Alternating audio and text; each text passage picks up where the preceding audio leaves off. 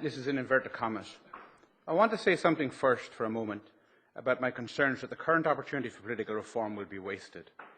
All the signs are that political parties will manage their way through the current pressure for real political reform on the government side by sitting mute, and on the opposition side by kicking this hot potato off into the long grass to constitutional conventions or citizens' assemblies.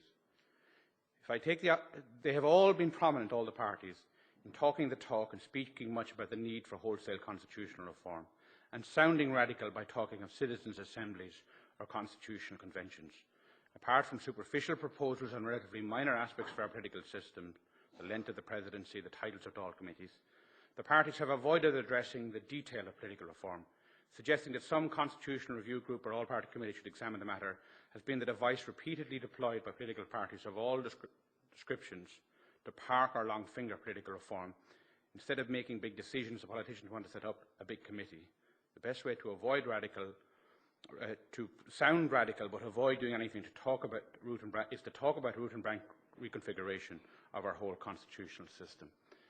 I said that here in 2009, and I think we have to start with the operating conclusion that the opportunity presented by the economic crisis has been wasted. 3 years now into the crisis, our politics is operating in precisely the same way it did 3 years ago. Every single word of our Constitution is the same. Our Dáil is still ineffective. Our backbenchers are entirely powerless. Our executive is completely dominant. And nothing significant has changed in our political system. And nothing significant is going to change in our political system until we change. Those who want to campaign for political reform change the way they approach it. In the twice-annual meetings on the writings of Pat McGill that Joe Mulholland and I usually hold in some South Dublin hostilleries, he has often said to me, "Why come you're so set against political reform?" And which my response always is, "No, Joe, I'm not against political reform. I'm against these vague, generalised, grand constitutional schemes about political change, because I've been around the system long enough to know they never happen. And if they haven't happened now on foot of this dramatic economic crisis, I'm convinced they will never happen, and the answer is for a more gradual, peaceful, effective reform of our political system by changing standing orders, changing practices, changing legislation.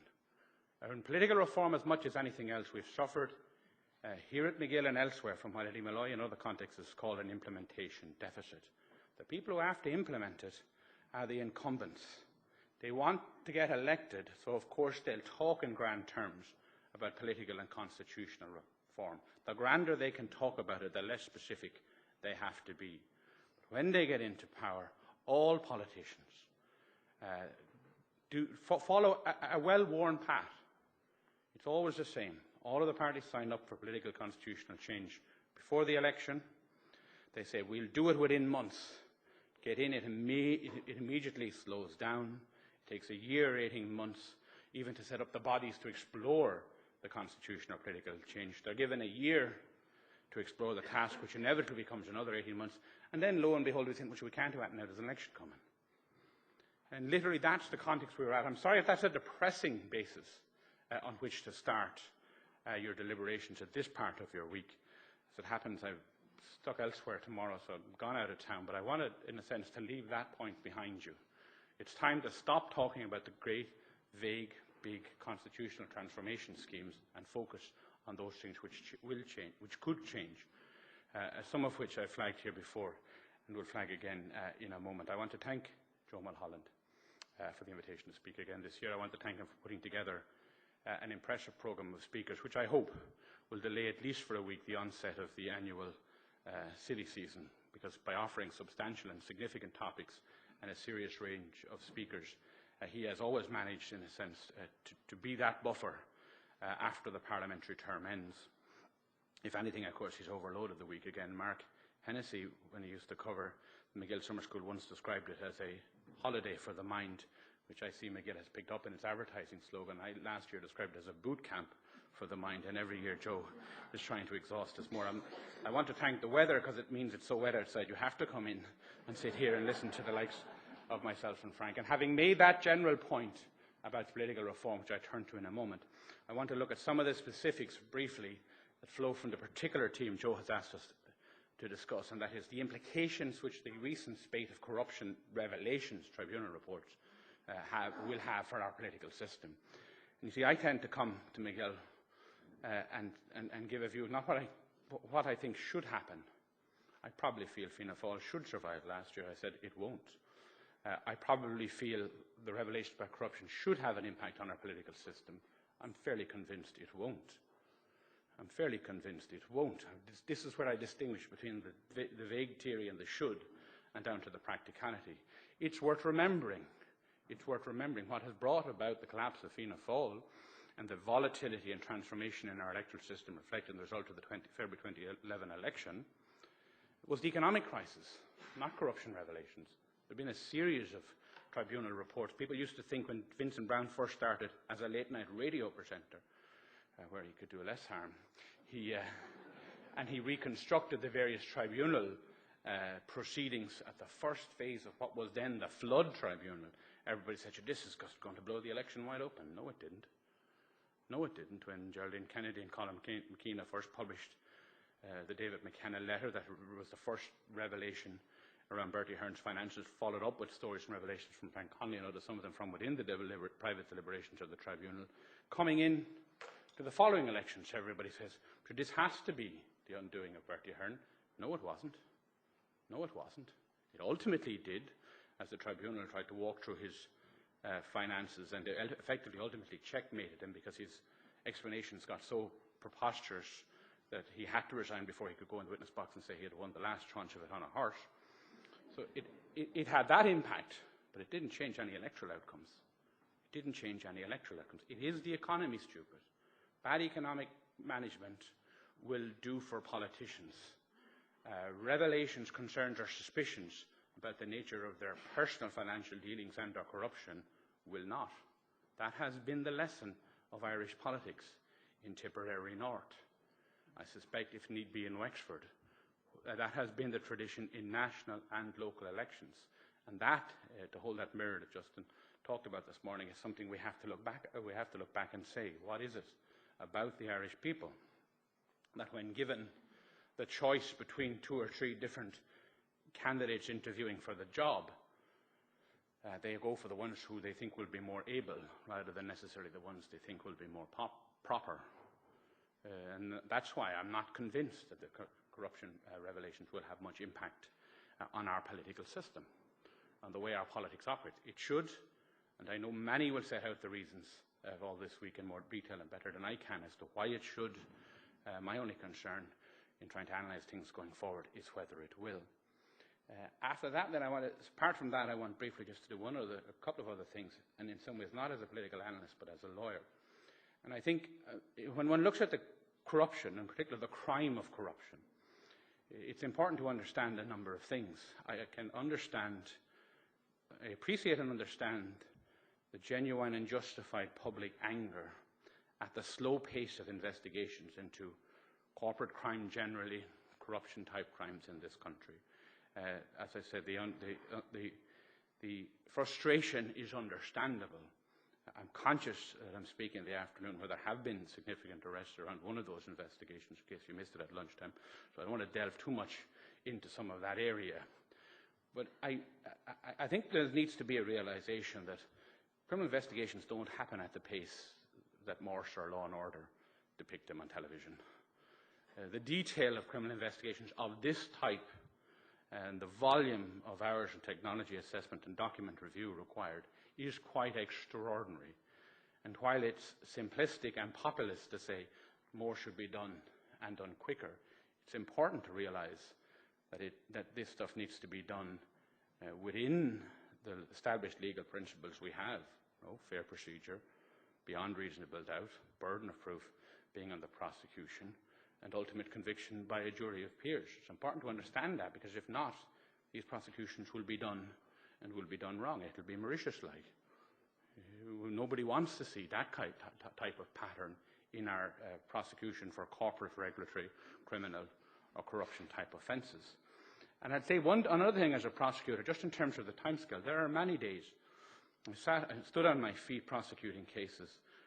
And what people have to realise is not only do the Gardaí and the prosecutors have to establish the case beyond reasonable doubt, they have to disprove every other single version or story or explanation for what has done.